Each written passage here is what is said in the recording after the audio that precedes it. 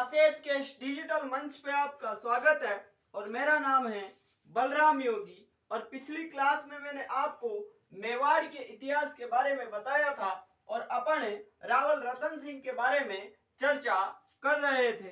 तो आज मैं आपको एक नई बात बताना चाहता हूं। तो अपनी जो अब रामबाण क्लासेज के इस डिजिटल मंच पर ये जो क्लासेज चल रही है, इन क्लासों में अपन मॉर्निंग में राजस्थान की आर्ट एंड कल्चर से संबंधित 20 महत्वपूर्ण प्रश्नों की चर्चा करेंगे और जो अपनी थ्योरी वाली क्लास है वह शाम को 4 बजे आपको इसी चैनल पर मिलेगी। तो आप लोग ज्यादा से ज्यादा इस चैनल को सब्सक्राइब करें और अपने दोस्तों के साथ में शेयर करें। तो आज अपन पढ़ने वाले हैं मेवाड़ के जो शासक थे रावल रतन सिंह, उनके बारे में। तो मेवाड़ के जो शासक थे उनका नाम था रावल रतन सिंह। और मैंने आपको ये बताया भी था कि रावल रतन सिंह के समय में अलाउद्दीन खिलजी के द्वारा चित्तौड़ पर आक्रमण किया जाता है और चित्तौड़ पर आक्रमण करने के कारणों के बारे में भी मैंने आपको बताया था कि अलाउद्दीन खिलजी महत्वाकांक्षी शासक था। उसके अलावा चित्तौड़ का सामरिक व आर्थिक दृष्टि से भी काफी महत्वपूर्ण स्थान था या महत्वपूर्ण अपने आप में काबिलियत रखता था, क्योंकि अगर मेवाड़ पर अधिकार हो जाता था या हो जाए अगर अलाउद्दीन खिलजी का, तो अलाउद्दीन खिलजी ने यह सोच रखा था कि अपन वहां से मालवा और गुजरात पर भी अपना आधिपत्य या नियंत्रण स्थापित कर सकते हैं। तो इस प्रकार अलाउद्दीन खिलजी के द्वारा रावल रतन सिंह के ऊपर अटैक किया गया था। लेकिन आक्रमण के बारे में पढ़ने से पहले मैं आपको थोड़ी सी बात बताऊं कि इस रावल रतन सिंह का विवाह किसके साथ में हुआ था। तो अपन अगर बात करें समकालीन जो श्रीलंका है, जिसको अपन सिंघल द्वीप कहते हैं, सिंघल द्वीप, तो जो रावल रतन सिंह के समकालीन जो सिंघल द्वीप है, इस सिंघल द्वीप के राजा का नाम क्या था? इस सिंघल द्वीप के राजा का नाम था गंधर्व सेन। गंधर्व सेन। और इस गंधर्व सेन की जो रानी थी, उस रानी का नाम था चंपावती। चंपावती। अर्थात मैंने आपको क्या बताया है कि रावल रतन सिंह के समकालीन सिंघल द्वीप के शासक थे गंधर्व सेन और इनकी रानी का नाम था चंपावती। और इन दोनों के एक पुत्री पैदा हुई और पुत्री का नाम था पद्मिनी। पद्मिनी। और इस पद्मिनी के पास में एक तोता था और तोते का नाम था हीरामन तोता। हीरामन तोता। तो मैं आपको क्या बता रहा हूं कि सिंघल द्वीप के राजा गंधर्व सेन और रानी चंपावती की जो पुत्री थी पद्मिनी, इस पद्मिनी के पास में एक सुंदर तोता था। तो होता क्या है, एक बार ये जो तोता था ये उड़कर सिंघल द्वीप से राजस्थान वाले रीजन में आ जाता है और इस तोते को, इस हीरामन तोते को एक शिकारी के द्वारा पकड़ लिया जाता है। लेकिन इस तोते की खासियत यह थी कि ये तोता आदमी की तरह बोल सकता था। तो जब शिकारी ने इस तोते की आवाज सुनी तो शिकारी ने सोचा कि यार इस तोते को राजा के सामने अगर ले जाया जाए तो अपन को उचित इनाम प्राप्त हो सकता है। तो वो जो शिकारी था वह इस हीरामन तोते को रावल रतन सिंह के दरबार में ले गया और जैसे ही ये तोता रावल रतन सिंह के दरबार में पहुंचा तो इस तोते ने रावल रतन सिंह से क्या कहा कि आपके दरबार में मैंने इतनी रानियां देखी है, लेकिन हमारी जो सिंघल द्वीप के राजा गंधर्व सेन की जो पुत्री है, जो हमारी रानी है पद्मिनी, उसके बराबर आपके दरबार में कोई भी महिला या कोई भी रानी नहीं है। ऐसा किसने बोला? हीरामन तोते ने। तो रावल रतन सिंह दीवाना प्रवृत्ति का इंसान था और रतन सिंह ने सोचा कि यार वास्तव में अपन इस तोते को साथ में लेकर कहां पे चले, सिंघल द्वीप चले। और इस तोते ने इस हीरामन तोते ने पद्मिनी की शान में कहा कि हमारी रानी ऐसी है जो पानी पीती है तब उसके कंठ से पानी दिखता है, उसके अलावा आधे चावल आधे चावल के दाने से वो अपना पेट भर सकती है। और उस जैसे अगर वो चले तो बसंत ऋतु आ जाती है। तो इस प्रकार से हीरामन तोते के द्वारा ये जो पद्मिनी थी इसको बढ़ा चढ़ाकर प्रस्तुत किया गया। और इस रावल रतन सिंह को इस पद्मिनी को देखने की इच्छा प्रकट हुई। और ऐसा माना जाता है कि ये इस हीरामन तोते को लेकर ये जो रावल रतन सिंह था ये कहां पे चला गया, सिंघल द्वीप चला गया। और ये भटकता भटकता पद्मिनी को ढूंढ रहा था। तो 7 साल के कठिन परिश्रम के बाद ये कभी तो साधु का वेश बना था, कभी किसका वेश बना था, लेकिन इसको पद्मिनी से मिलने का मौका नहीं मिला। फिर एक बार क्या हुआ कि जो पद्मिनी के पिताजी थे गंधर्व सेन, तो गंधर्व सेन रास्ते से होकर जा रहे थे। तो गंधर्व सेन के द्वारा इस रावल रतन सिंह को देख लिया गया।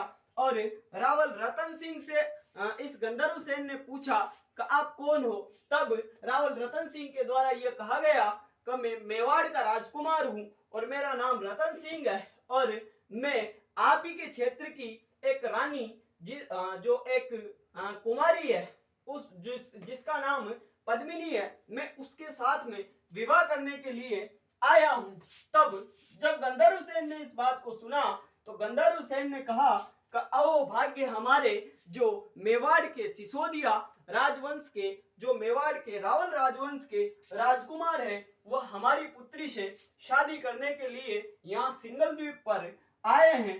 तो इस प्रकार से इस गंधर्व सेन के द्वारा इस पद्मिनी और रावल रतन सिंह की क्या करवा दी गई, शादी करवा दी गई। और ये जो बात बता रहा हूं मैं आपको, ये किस ग्रंथ के आधार पर मानी जाती है, पद्मावत।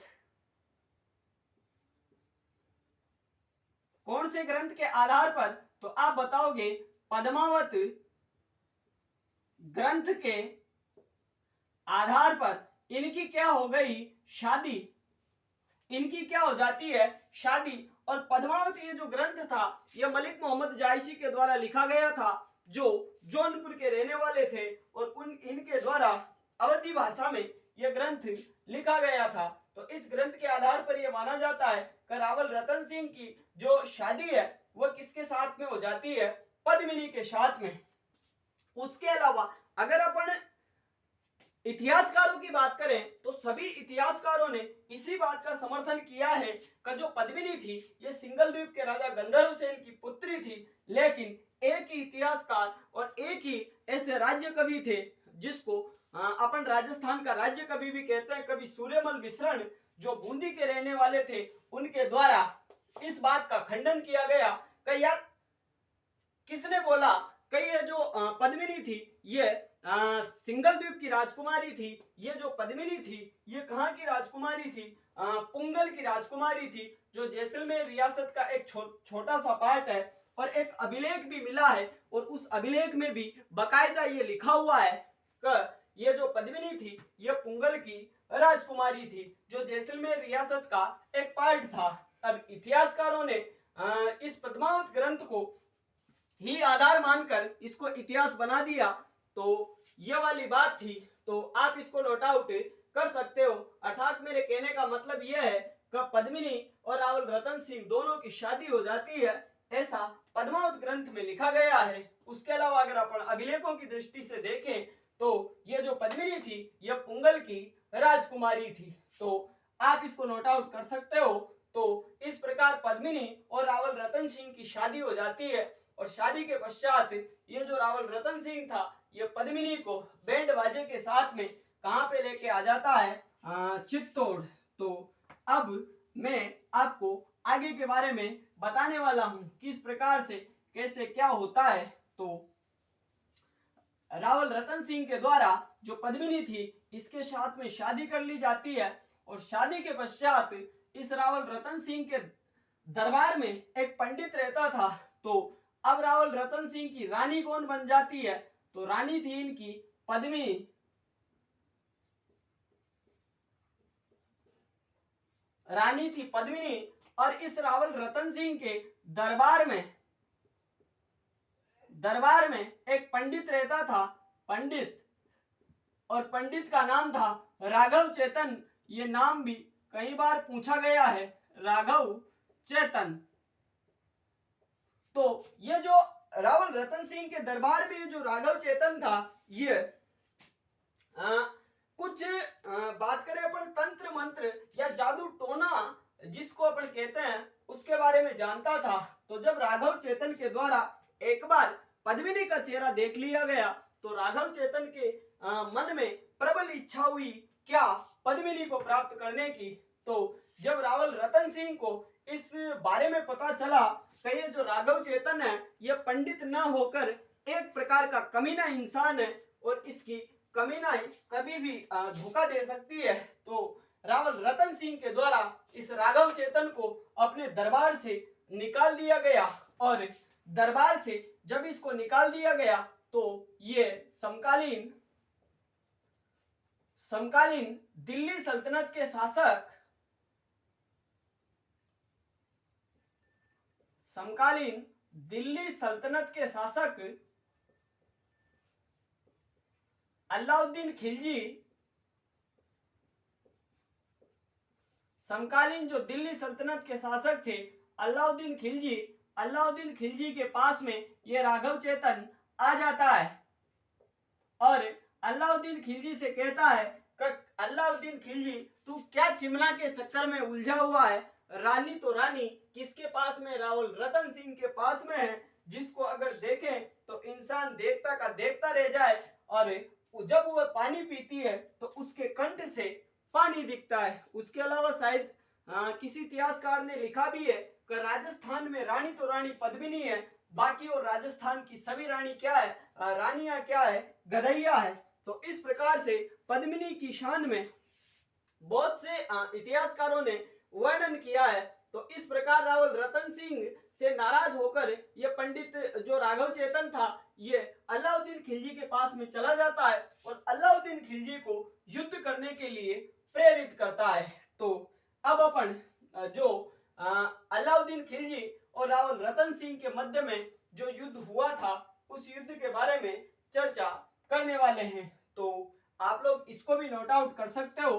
तो अगर अपन बात करें मेवाड़ के शासक की, तो मेवाड़ का जो शासक था उसका नाम था रावल रतन सिंह। और इसकी जो पत्नी थी, तो पत्नी का नाम मैं आपको बता ही चुका हूं, क्या थी? क्या नाम था? पद्मिनी। और पद्मिनी के दो चाचा, गोरा पद्मिनी का चाचा और बादल पद्मिनी का भाई था। तो इस रतन सिंह के दो सेनापति थे, एक का नाम था गोरा और दूसरे का नाम क्या था? बादल। जो पद्मिनी के क्या लगते थे? चाचा और भतीजा।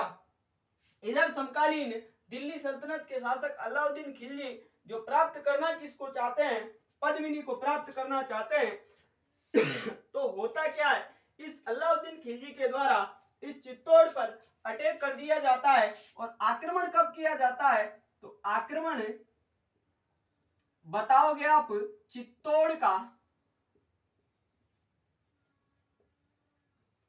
युद्ध, और यह कब हुआ था? 25 अगस्त 1303 ईस्वी को यह युद्ध हुआ था। एक तरफ अलाउद्दीन खिलजी और दूसरी तरफ पद्मिनी, और इन्हीं के साथ में रावल रतन सिंह और पद्मिनी के जो चाचा भतीजा लगते थे गोरा और बादल, तो चाचा और एक लगता था भाई, तो ये पद्मिनी के साथ में थे। तो अलाउद्दीन खिलजी के द्वारा जब यहाँ पर घेराव किया गया, तो रावल रतन सिंह के द्वारा काफी समय तक अपने किले की रक्षा की गई। फिर अलाउद्दीन खिलजी, ये मैं पहले भी आपको बता चुका हूं कि जितने भी मुस्लिम आक्रमणकारी आए हैं, उन्होंने जीतने के लिए शाम दाम दंड भेद संपूर्ण नीतियों का नीतियों को अपनाया है। तो अलाउद्दीन खिलजी के द्वारा इस रतन सिंह के पास में ये मैसेज भिजवाया गया कि मैं आपके साथ में संधि करना चाहता हूँ, और यार मेरे को एक बार, मैं यहाँ बहुत दिनों से पड़ा हुआ हूँ, तो यार एक बार तो मेरे को नाश्ते पर बुला। तो अपने हिंदू राजपूत जो शासक थे ये प्रेम प्रभाव में जल्दी भेज जाते थे, और इस रावल रतन सिंह के द्वारा इस अलाउद्दीन खिलजी को कहाँ पे बुलाया गया, डिनर करने के लिए बुलाया गया। तो जब पद्मिनी निकल रही थी तो पद्मिनी का जो प्रतिबिंब था, जो चेहरे का प्रतिबिंब था, वो पानी में गिरता है, और इस अलाउद्दीन खिलजी के द्वारा उस प्रतिबिंब को देख लिया जाता है। और अलाउद्दीन खिलजी ने कहा क्या कायनात है। तो अलाउद्दीन खिलजी ने हाथों हाथ क्या किया, इस रावल रतन सिंह को क्या किया, बंदी बना लिया, और रावल रतन सिंह को अपने साथ लेकर चला गया। फिर होता क्या है, यह जो पद्मिनी थी यह भी काफी वीर योद्धा तथा चतुर स्त्री थी। तो पद्मिनी ने गोरा बादल के नेतृत्व में इस अलाउद्दीन खिलजी के पास में ये गई, अर्थात पद्मिनी अलाउद्दीन खिलजी के सामने जाने के लिए मान गई। और गोरा बादल और पद्मिनी ने पहले ये योजना बना रखी थी कि अपन को किसी भी प्रकार से रावल रतन सिंह को वहां से छुड़वाना है। तो ये तीनों गए और इन्होंने अलाउद्दीन खिलजी को चकमा देकर रावल रतन सिंह को बचा लिया, और वापस लेकर कहां पे आ गए, चित्तौड़ में आ गए। फिर इस अलाउद्दीन खिलजी का जो गुस्सा था, जो क्रोध था, वो चरम पर पहुंचा, और अलाउद्दीन खिलजी ने सोचा कि अब तो इस पार या उस पार। तो अलाउद्दीन खिलजी ने जो घेरा था, वो घेरा लगभग, अगर अपन बात करें तो लगभग 9 महीने तक इसने घेराबंदी की, और अंत में जो रावल रतन सिंह थे इनके द्वारा जब इनका जो भोजन और जल का जो सामान था वो समाप्त हो गया, तब इन्होंने सोचा कि अब लड़ने के अलावा कुछ नहीं बचा है। तो इस प्रकार से अलाउद्दीन खिलजी और इस रावल रतन सिंह के मध्य में ये क्या होता है, युद्ध। और युद्ध में गोरा बादल ये वीरगति को प्राप्त होते हैं, वीरगति। उसके अलावा पद्मिनी के द्वारा क्या किया जाता है, जौहर। और ये जो गोरा बादल और जो रावल रतन सिंह थे ये क्या करते हैं, केसरिया। क्या करते हैं, केसरिया। और केसरिया और जौहर मिलने से क्या बन जाता है, शाका। शाका। तो यह मेवाड़ के इतिहास का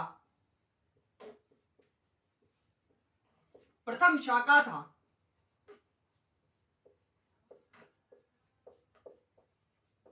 यह मेवाड़ के इतिहास का पहला शाखा था।